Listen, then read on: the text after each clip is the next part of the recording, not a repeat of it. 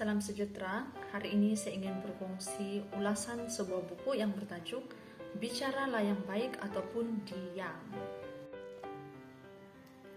Penulis buku ini bernama Iqra Firdaus. Penerbit Putih Press. Buku ini baru saja dikeluarkan pada tahun ini, yaitu tahun 2021. Buku ini mengandungi 125 halaman muka surat, tidak termasuk biodata penulis dan juga kata pengantar. Buku ini memberi nasihat, panduan kepada kita bagaimana untuk berbicara dengan baik. Berbicara itu tidak mudah, tapi tidak juga susah. Senang untuk kita mengeluarkan apa saja perkataan, tetapi tidak semua orang mampu bercakap ataupun keluarkan perkataan yang baik.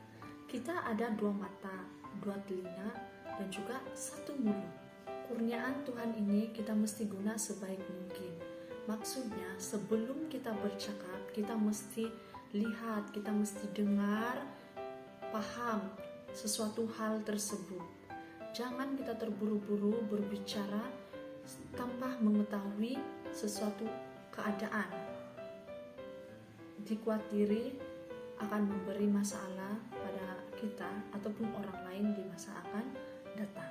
Gunakan mata, telinga untuk melihat dan mendengar sebelum berkata-kata. Sehingga kan, jika kita tidak perlu bercakap, maka lebih baik kita diam saja. Buku ini mengandungi 2 bab. Setiap bab mempunyai subtopik.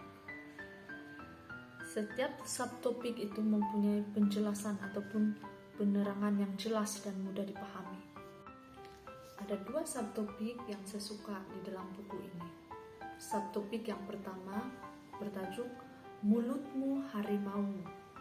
Ya, memang betul ucapan atau perkataan yang kita sebut akan menjadikan orang yang mendengar itu terasa hati dan tersinggung. Percakapan yang menyakitkan boleh membinasakan sebuah perhubungan. Lidah kita ini tidak bertulang.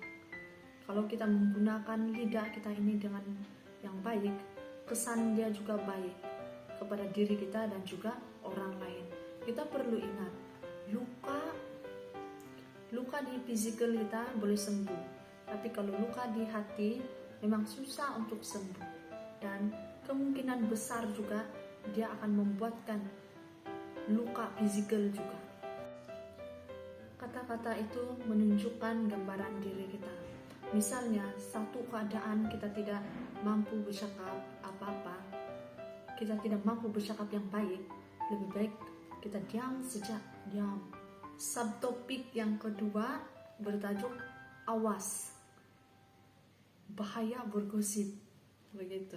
Jadi kita tahu kita ini manusia biasa saja, mempunyai kelemahan dan juga kekurangan. Tapi jangan kita jadikan kekurangan dan juga kelemahan diri kita itu sebagai batu sandungan untuk berbuat dosa. Setiap orang ada aib sendiri. Tiada orang yang suka aib dia dijajah ataupun disebarkan oleh orang lain. Tapi kadangkala kita tidak sadar, kita telah melampaui batas. Kita mahu juga menyebarkan keburukan orang lain.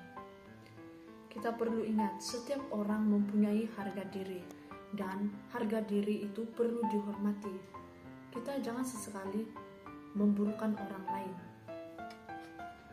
Memburukan orang lain itu perbuatan yang tidak baik. Jadi apa cara yang boleh kita lakukan supaya kita dapat menghindari daripada sifat buruk tersebut? Di sini dalam buku ini ada 6 cara yang ditulis oleh penulis, tapi saya akan kongsi 3 cara. Cara yang pertama, kita perlu pikir dulu sebelum berbicara. Cara yang kedua, kita mesti ingat Tuhan. Dan cara yang ketiga, kita menghindari. Kita ingat dan juga kita pergi daripada tempat itu. Untuk pengetahuan semua, buku ini memang padat dengan pesanan moral dan menjurus kepada etika berbicara mengikut perspektif agama Islam. Setiap ayat yang ditulis dalam buku ini sangat baik, bermanfaat dan juga bijak. Kalau boleh, semua ayat-ayat dalam buku ini saya garis-garis saja. Saya garis-garis. Dalam buku ini juga ada cerita pendek sebagai renungan dan itu boleh membuatkan saya lebih paham lebih lagi dengan apa yang coba disampaikan oleh penulis. Selain daripada itu, solusi yang ditulis di dalam buku ini juga sangat membantu saya dalam mengawal diri, khususnya dalam berbicara. Saya suka ayat ini. Bicaralah dengan baik, dengarkan perkara yang baik, pikirkan tentang perkara yang baik, maka perbuatan juga akan menjadi baik dan hasilnya akan menjadi baik. Baiklah, sebagai kesimpulan yang boleh saya berikan, buku ini sangat bagus untuk menjadi bahan bacaan di rumah. Dengan adanya buku ini, kita boleh refleksi diri kita sendiri. Ada masa untuk kita bercakap, ada masa untuk kita diam. Semua lapisan masyarakat boleh baca buku ini jika memahami bahasa yang ditulis dalam buku ini.